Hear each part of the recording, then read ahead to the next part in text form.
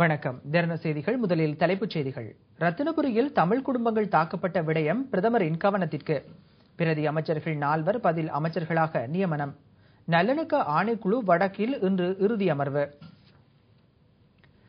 ரத்தினபுரி நிவித்திகல தோல குக்குலகம தோட்டத்தில் தமிழ் குடும்பங்கள் மீது மேற்கொள்ளப்பட்ட தாக்குதல் குறித்து பிரதமரின் கவனத்திற்கு கொண்டுவரப்பட்டுள்ளது.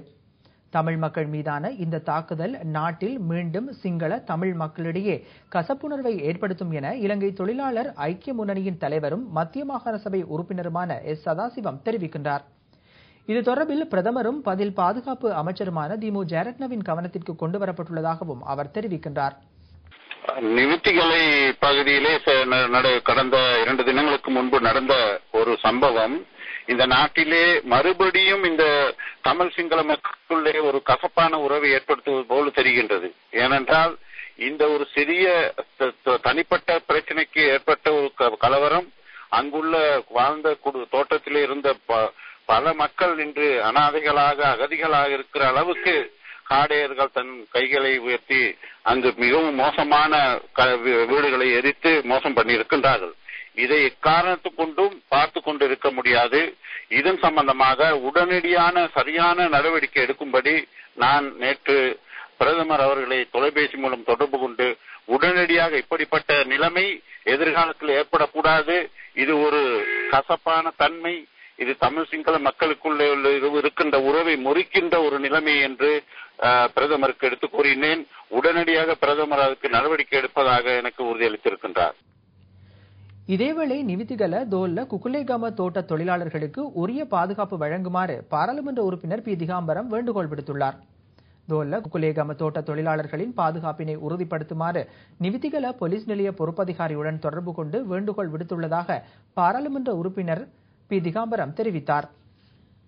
நிவட்டிகல தமிழ் மக்கள் தாக்கப்பட்ட சம்பந்தமாக நிவட்டிகல போலீஸ் அதிகாரியிடம் தொலைபேசி மூலமாக கேட்டபொழுது அவர் என்னிடம் கூறினார், அந்த பகுதிகளை இப்பொழுது அமைதியாக இருக்கின்றது, எந்த பிரச்சனையும் இல்லைன்னு சொல்லி. எனவே அவருடன் நான் கருத்தேன், நாளைக்கு அந்த பகுதி விஜயம் செய்வதாக கூறினேன்.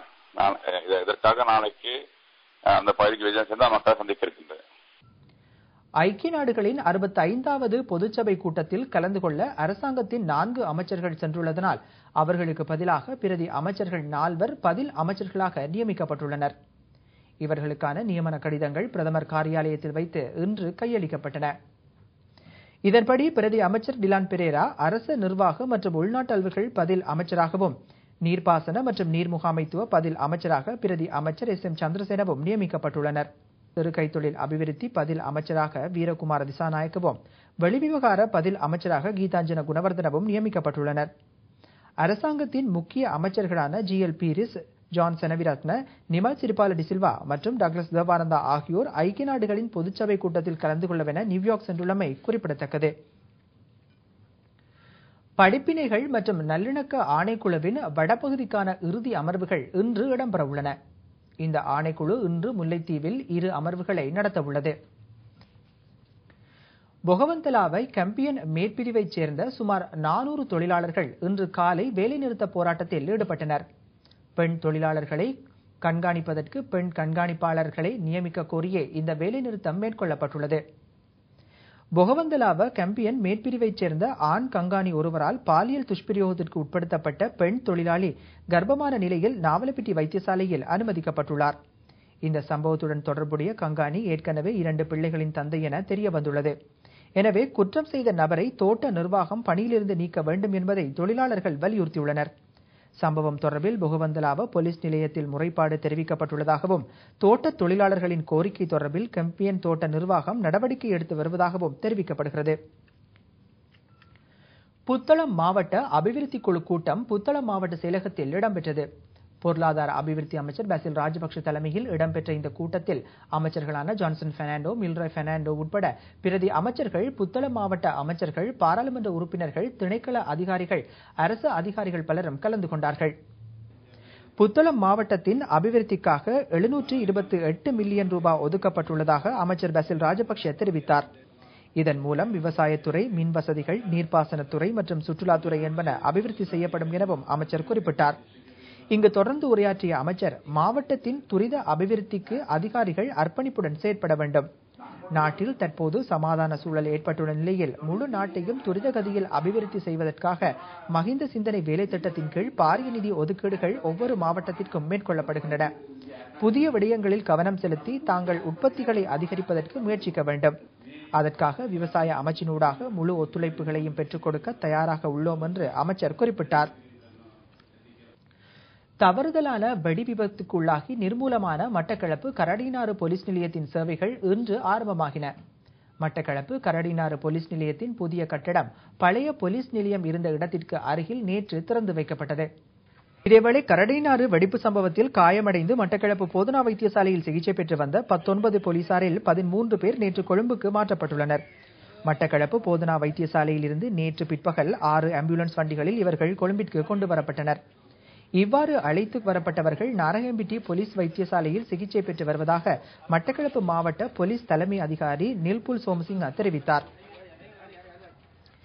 இரண்டாவது ராணுவ நீதிமன்றத்தில் சரத் பொன்சேகாவிற்கு எதிராக சமர்ப்பிக்கப்பட்ட குற்றப்பத்திரிகையினை சட்டவிரோதமானது என எதிர்க்கட்சித் தலைவர் ரணில் விக்ரமசிங்க தெரிவித்துள்ளார். வாரியபோல பகுதியில் நேற்று இடம்பெற்ற கூட்டம் ஒன்றில் கலந்து கொண்டு உரையாற்றும் போதே அவர் இவ்வாறு குறிப்பிட்டார். ஹைகோப் நிதி மோசடி தொடர்பில் பிரதான குற்றவாளி சரத் பொன்சேகாவின் மருமகனான தனுன திலக்ரட்னவாகும். அவர்தான் அந்த நிறுவனத்திற்கு உரிமையாளர். ஆனால் ராணுவ தளபதி ஜெகத் ஜெயசூரிய குற்றப்பத்திரிகையை சரத் பொன்சேகாவிற்கு எதிராக தயார் செய்துள்ளார். ஆகையால் அதற்கு சரியான தீர்வு அதனை கிழித்தெறிவதுதான். වරප්‍රසාදවලට සම්පූර්ණයෙන් පටහැනි මෙන්න මේ කොළ දෙකෙන් තමයි මේ කැත වැඩේ කරලා තියෙන්නේ. මේ චෝදනා පත්‍රය ක්‍රාන්ති දෙකම දේ මේක.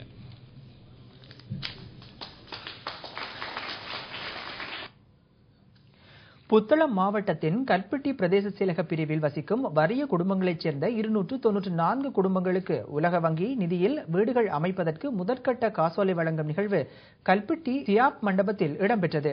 இப்பிரிவில் வசிக்கும் தமிழ், முஸ்லிம், சிங்கள குடும்பங்களுக்கு முதற்கட்ட கொடுப்பனவாக 50,000 ரூபாய் காசோலைகள் வழங்கப்பட்டன. இந்நிகழ்வில் புத்தளம் மாவட்ட செயலாளர் எம் கிங்ஸ்லி பெர்னாண்டோ பிரதம அதிதியாக கலந்து கொண்டு பயனாளர்களுக்கு காசோலைகளை வழங்கி வைத்தார். உலக வங்கியின் திட்ட புத்தளம் மாவட்ட அலுவலகத்தின் திட்ட பணிப்பாளர் எம் யாசின் தலைமையில் இந்நிகழ்வு இடம்பெற்றது. உலக வங்கியின் இத்திட்டத்திற்கு புத்தளம் மாவட்டத்தில் 560 வறிய குடும்பங்கள் தெரிவு செய்யப்பட்டுள்ளதோடு அவற்றில் புத்தளம், வனாத்துவில்லு, முந்தல் ஆகிய பிரதேச செயலக பிரிவுகளைச் சேர்ந்த 266 குடும்பங்களுக்கான கொடுப்பனவுகள் ஏற்கனவே புத்தளத்தில் இடம்பெற்ற நிகழ்வின் போது மேற்குடியேற்ற அமைச்சர் மில்ராய் பெர்னாண்டோவினால் வழங்கி வைக்கப்பட்டது. வீட்டுக்கு தலா 3,25,000 ரூபாய் வழங்கப்படுகின்றன. ஐக்கிய தேசிய கட்சிக்குள் காணப்படும் பிரச்சனைகளை உத்வேகமடைய செய்ய சில ஊடகங்கள் முயற்சிப்பதாக ஐக்கிய தேசிய கட்சியின் முன்னாள் பாராளுமன்ற உறுப்பினர் வஜிர அபேவர்தன தெரிவிக்கின்றார். காலி, பலகந்துவ பகுதி மக்களுக்கு மின்சாரத்தை பெற்றுக் கொடுக்கும் நிகழ்வில் கலந்து கொண்டு உரையாற்றும் போதே அவர் இவ்வாறு குறிப்பிட்டார். ஐக்கிய தேசிய கட்சியின் ஜெயார் ஜெயவர்தன காலத்திலும் எதிர்க்கட்சியில் இருந்து ஆளும் கட்சிக்கு பாராளுமன்ற உறுப்பினர்கள் வருகை தந்தனர். எதிர்க்கட்சியிலிருந்து ஆளும் தரப்புக்கு பாராளுமன்ற உறுப்பினர்கள் கட்சி தாவுவது வரலாறு தொற்று நடைபெற்று வருகின்றது. எனினும் ஐக்கிய தேசிய கட்சிக்குள் காணப்படுகின்ற பிரச்சனைகளை ஊடகங்கள் பெரிதுபடுத்தி காண்பிப்பதால் பிரச்சனை மேலும் உக்கிரமடைந்து கொண்டு செல்கிறது என்று அவர் குறிப்பிட்டார். செய்திகளின் நிறைவாக மீண்டும் தலைப்புச் செய்திகள். ரத்தினபுரியில் தமிழ் குடும்பங்கள் தாக்கப்பட்ட விடயம் பிரதமரின் கவனத்திற்கு. பிரதி அமைச்சர்கள் 4 பதில் அமைச்சர்களாக நியமனம். நல்லிணக்க ஆணைக்குழு வடக்கில் இன்று இறுதி அமர்வு. இத்துடன் திறன செய்திகள் நிறைவடைந்தன. வணக்கம்.